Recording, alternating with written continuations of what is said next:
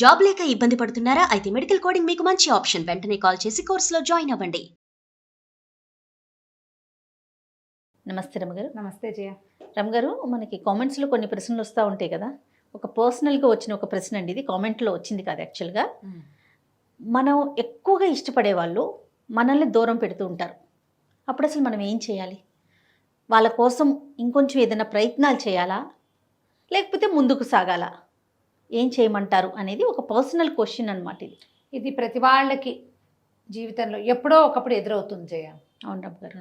మనం చాలా ఇంపార్టెన్స్ ఇస్తాం ఒకళ్ళకి, వాళ్ళకి మనం అంత ఇంపార్టెంట్ కాదని ఏదో ఒక సిచ్యువేషన్లో మనకు తెలిసిపోతుంది. అంటే కొంతమంది ఎలా ఉంటారో చెప్పిన రమగారు, వాళ్ళ అవసరం ఉన్నంత వరకు బాగుంటారు. మనం చాలా ఇంపార్టెంట్ అనేది క్రియేట్ చేసుకుంటారు. ఎప్పుడైతే వీళ్ళతో మనకు అవసరం లేదు అని థాట్ వస్తుందో మొహం కూడా చూడరు, మొహం కూడా చూడకుండా అయిపోతారు. ఇవి కొంతమంది ఉంటారు, ఇలా డిపెండెన్సీ ఉంటుంది జయ. వాళ్ళతో రోజు మాట్లాడాలి, తరచూ కలవాలి, ఎప్పుడు మాట్లాడుతూ ఉండాలి, ప్రతి దాంట్లో వాళ్ళ సలహానే తీసుకోవాలి, అన్ని షేర్ చేసుకోవాలి. ఇట్లాంటి ప్రాక్టీస్ ఉంటుంది. ఇది ఫ్రెండ్స్లో జనరల్గా, కో సిస్టర్స్, వదిన ఆడపడుచులు, తర్వాత అక్క చెల్లెళ్ళు, అన్న చెల్లెళ్ళు, అక్క తమ్ముళ్ళల్లో ఇది బాగా కనపడుతుంది. వాళ్ళు ఎంత ఎమోషనల్గా అటాచ్ అయిపోయి ఉంటారో వాళ్ళకి. అవును. ఇది ఊరికే జనరల్ కజిన్స్లో కూడా ఉంటుంది. ఒకళ్ళతోటి ఇప్పుడు 5-6 మనం 10 మంది ఉన్నాం, మనకు ఒకళ్ళతోటి చాలా క్లోజ్ రిలేషన్ ఉంటుంది. అవును అవును. వీళ్ళకి అంటే కొంతమంది జనరల్గా పీపుల్ ఏం చేస్తాము జయ, మనం మామూలుగా ఇప్పుడు మనం ఎవరితో మాట్లాడుతున్నామో వాళ్ళే మనకి ఇంపార్టెంట్ అనే భావంతో మనం మాట్లాడుతూ ఉంటాం. అంతే. సిచ్యువేషనల్లీ ఒక్కొక్కళ్ళు అటాచ్ అయిపోతారు, వదిలిపెట్టలేకపోతారు. ఇప్పుడు ఇది భార్యాభర్తల్లో అనుకో జయ, అమ్మో అది చాలా కష్టం. అవన్నీ డివోర్స్కి దారి తీస్తాయి. ఆ డివోర్సుల్లో కూడా ఆడవాళ్ళు డిప్రెషన్కి లోనయ్యి ఆ వదిలిపెట్టలేక వాళ్ళతో ఎమోషనల్ అటాచ్మెంట్ని కట్ చేసుకోలేక ఏడుస్తూ ఉంటారు. మగవాళ్ళు ఏడ్చేవాళ్ళు ఉన్నారు. మగవాళ్ళు కూడా వాళ్ళతో ఎమోషనల్ అటాచ్మెంట్ని వదిలిపెట్టుకోలేరు. వైఫే సర్వస్వం అనుకుంటారు. ఎన్ని గొడవలు వచ్చినా అమ్మాయితో కలిసి ఉండాల్సిందేను, అది లేకపోతే కుదరదు అనుకుంటారు. అవునండి. ఇది ఒక బాధ. అయితే ఈ జనరల్ మిగిలిన సంబంధాలు ఉన్నాయి చూడు, మిగిలిన అన్ని రకాల రిలేషన్స్లో వీళ్ళు హర్ట్ అయిపోతారు జయ. హర్ట్ అయిపోయి ప్రపంచాన్ని నమ్మలేకుండా అయిపోతారు. కొంతమంది ఎవరితోటైనా క్లోజ్ అయితే అమ్మో వీళ్ళు చేజారిపోతారేమో అనిపించేస్తుంది. అవును. ఆత్మనిర్భరత అనేది ఒక పాయింట్ ఒకటి ఉంటుంది. ఈ ఇమోషనల్ అటాచ్మెంట్ ఉండే వాళ్ళకి అసలు ఆ పాయింట్ అర్థం కాదు. మన మీద మనం డిపెండ్ అవ్వటం, దేవుడి మీద డిపెండ్ అవ్వటం. బంధాలని తెంచుకోక్కర్లేదు, కానీ వాళ్ళు వద్దు అన్నప్పుడు ఎందుకు వెంపర్లాడటం అనిపిస్తుంది. నా పర్సనల్గా కూడా నాకు కూడా అది అనిపిస్తుంది. ఇప్పుడు ఏం చేస్తాం మనం, వాళ్ళు చాలా విలువ ఇచ్చాం మనం వాళ్ళకి. ఒక సిచ్యువేషన్ మనం ఒక కజిన్స్లో చెప్పుకుందాం. వీళ్ళిద్దరూ ఎంతసేపు విషయాలు షేర్ చేసుకుంటారు. సడన్గా ఒక అమ్మాయికి తెలుస్తుంది తన విషయం ఎలాగో బయటకు వచ్చింది అని. ఎవరి ద్వారా వచ్చింది సోర్సు? తను ఎవరైతే క్లోజ్ అని భావిస్తున్నారో ఆ అమ్మాయి ద్వారానే వచ్చింది.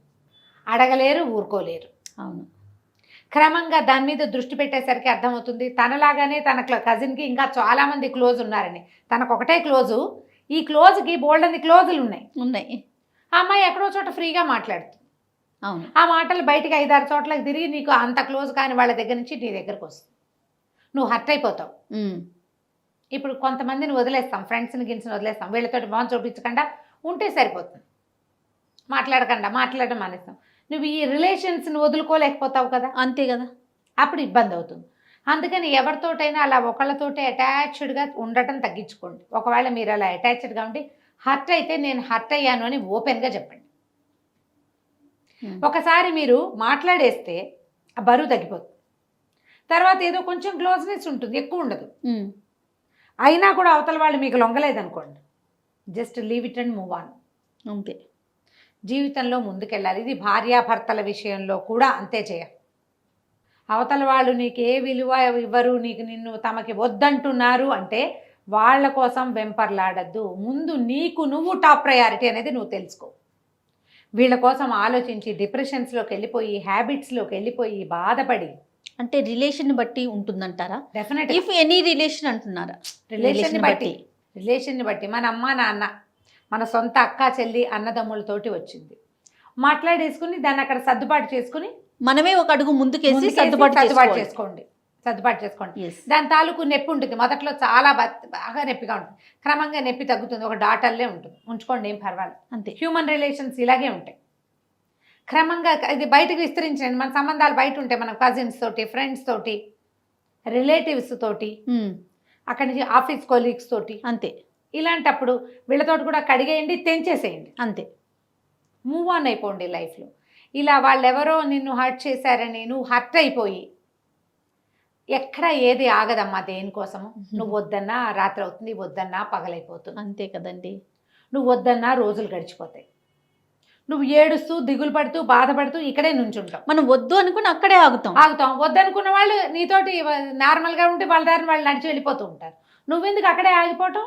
స్టాగ్నేటెడ్ వాటర్ వాసన వస్తుంది. ఎంత దిగాలుగా అయిపోతారు, ఏడుపు గుట్లు అయిపోతారు, ఆరోగ్యాన్ని పాడు చేసుకుంటారు, వాళ్ళ చుట్టూ ఉన్న రిలేషన్ని చెడగొట్టేసుకుంటారు. ఇప్పుడు వైఫ్ అనుకోండి, తనకేదైనా ఇబ్బంది అంటే హస్బెండ్ కానీ పిల్లలు, అత్త, మామ, అమ్మ, నాన్నకి మొత్తం టోటల్ రిలేషన్ కొలాప్స్ అయిపోతుంది రమ్మగారు. ఒకసారి మూడో వ్యక్తుల ప్రమేయం వల్ల కూడా, ఇద్దరు ఫ్రెండ్స్ అంతా బాగుంటుంది, ఒకళ్ళ కోసం ఒకళ్ళు ఏదో ఒకటి చేసుకుంటారు కూడా, మూడో మనుషులు ఏవో మాట్లాడితే వీళ్ళల్లో ఒకళ్ళకి ఆ మూడో వాళ్ళ మాటల మీద ఇంట్రెస్ట్ కలిగి ఉంటుంది, దాన్ని నమ్మి తమతోటి ఉన్న ఫ్రెండ్స్ని వదిలిపెట్టేసుకుంటారు. అవునండి, అవునవును.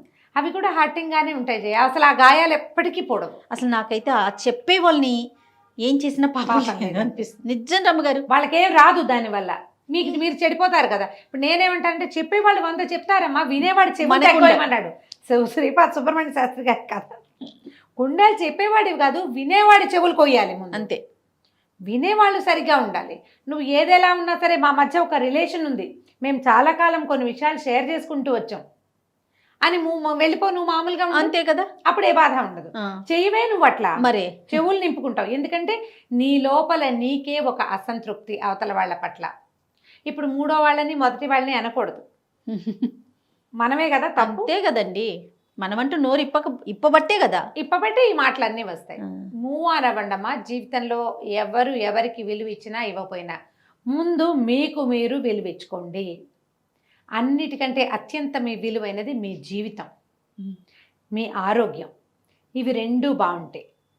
మీరు కొత్త ప్రపంచంలోకి అమెరికా వెళ్ళి, ఆస్ట్రేలియా వెళ్ళి, ఆఫ్రికా వెళ్ళి, అంటార్కిటికా వెళ్ళి కూడా జన సంబంధాలు మనం విస్తరించుకోవచ్చు. ఇప్పుడు మనకి ఉండని వాళ్ళు ఎవరు, రక్త సంబంధిక బ్లడ్ రిలేషన్ ఒక్కటి ఉండదు తప్ప ప్రపంచంలో అందరూ అన్ని చోట్ల దొరుకుతారు. అంతే. కొత్త రిలేషన్ని డెవలప్ చేసుకోండి. ప్రపంచమంతా రిలేషన్స్ మయం. ఎక్కడైనా ఒక దెబ్బ తగిలితే ఇక అక్కడే ఆగిపోకండి.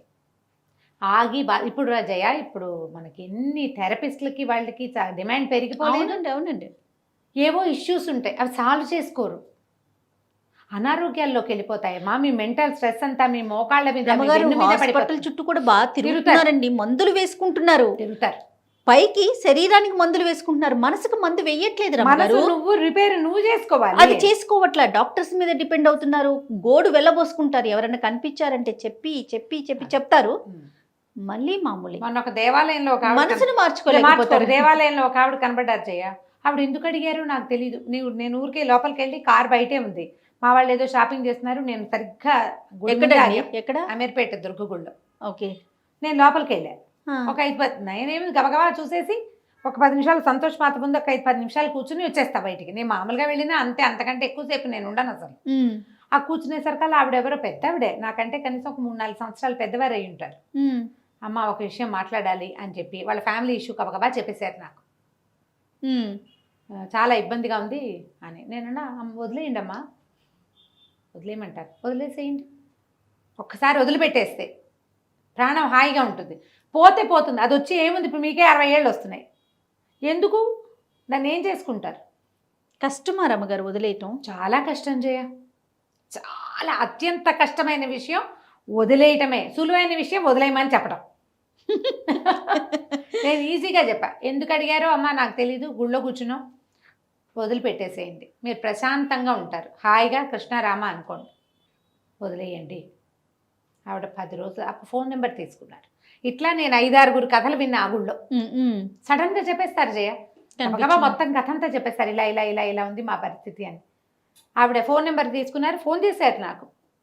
మీరు వదిలేయమని చెప్పిన తర్వాత ఇంటికి వెళ్ళి మా ఆయనకి మా అబ్బాయికి చెప్పానండి, అది రాకపోయినా మీకు వృద్ధి వస్తుంది అని చెప్పారు నాకు. నేను అలాగే చెప్పాను. అది కలిసి రాలేదు ఆస్తి, వదిలేయండి, మీ పుట్టింటి ఆస్తి వదిలిపెట్టండి, మీ అబ్బాయికి ఏదో మంచి ఉద్యోగం వస్తుంది, ఇంకా కొంచెం బెటర్మెంట్లోకి వెళ్తారమ్మా. ఎందుకు వెంపర్లాట, అన్నయ్యతో పడుతూ తమ్ముడితో పడుతూ, వాళ్ళు ఎవరు మిమ్మల్ని గుమ్మం తొక్కనివ్వరు, మీతో మాట్లాడరు, డబ్బుల కోసం. వేదవ డబ్బు పుసుకుని కళ్ళు మూసామంటే డబ్బు లేదు, గిబ్బు లేదు, మనం ఒకళ్ళమే పోతాం అన్నీ ఇక్కడ వదిలిపెట్టుకుని. ఆవిడ చక్కగా మంచి వజ్రాలు గిజ్రాలు వేసుకుని బాగున్నారు, డైమండ్స్ తోటి మంచి. ఫోన్ చేశారు 10 రోజుల తర్వాత, మా అబ్బాయి మా ఆయన కూడా సమాధాన పడిపోయారమ్మా, మేము బెంగళూరు షిఫ్ట్ అయిపోవాలని అనుకుంటున్నాము, అక్కడ ఏదో బిజినెస్ ప్లాన్ ఆలోచిస్తున్నాడు, చాలా మంచి బయర్స్ కూడా చాలా మంచి వాళ్ళు దొరికారు ఇక్కడ ఆస్తికి మాకు. పోనీలే, గుళ్ళో డిసైడ్ అవ్వండి అంతే. మీ అంతటా మీరు, లేదా ఎవరిదైనా ఒక్క సహాయం తీసుకోండి, 100 మందికి చెప్పకండి మీ కష్టాన్ని, ఒక్క సహాయం ఇది ప్రధానం అండి. ఇప్పుడు సమస్యల్లో ఇదొక కొత్త సమస్య. 10 మంది చెప్పి 10 రకాల ఆన్సర్లు, ఏది చెయ్యం మళ్ళీ ఫైనల్ గా, ఏం చెయ్యం, మళ్ళీ మన ఏడుపు ఏడవటమే. లేదా మీ మనసు మాట వినండి, మూవ్ ఆన్, అంతే. మీకు విలువ లేని చోట పారిపోవద్దు, తప్పుకోండి. అమ్మాయిలు అబ్బాయిలు కూడా చూడండి రమ్మగారు, నాకొద్దు ముర్రో అన్నా సరే వదిలిపెట్టరు. అమ్మాయిలు అలానే ఉన్నారు, అబ్బాయిలు అలానే ఉన్నారు, నాకు కావాల్సిందే వాళ్ళు చీపెట్టినా సరే సిగ్గుపడరు. ఏంటో మరి ఈ బొమ్మ నాదనిపిస్తుంది, అంతే. ఆ బొమ్మ నాది కాన్సెప్ట్ నుంచి బయటికి రారు, అవతల వాళ్ళు మనుషులు అని అనిపించింది. నేనేమంటానంటే పారిపోయి పరిగెత్తి సమాధాన పడద్దమ్మా, తప్పుకోండి, జస్ట్ వదిలేయటం ఎలాగో ప్రాక్టీస్ చేయండి. మనకి ఇంకో కొత్త దారి కనిపిస్తుంది కదా, గ్యారంటీగా కనిపిస్తుంది. జీవితం ఎప్పుడు దారులు తెరుస్తూనే ఉంటుంది, నువ్వు చూడాలంతే, దాన్ని కళ్ళు పెట్టాలి, నువ్వు కళ్ళు పెట్టాలి. దీని నుంచి నీ దృష్టి మరల్చి బుద్ధిని నీ దారి వైపుకి మళ్ళీ ఇచ్చావంటే 100 దారులు కనపడతాయి. సూపర్, శభాష్, సూపర్ రమ్మగారు. నమస్తే.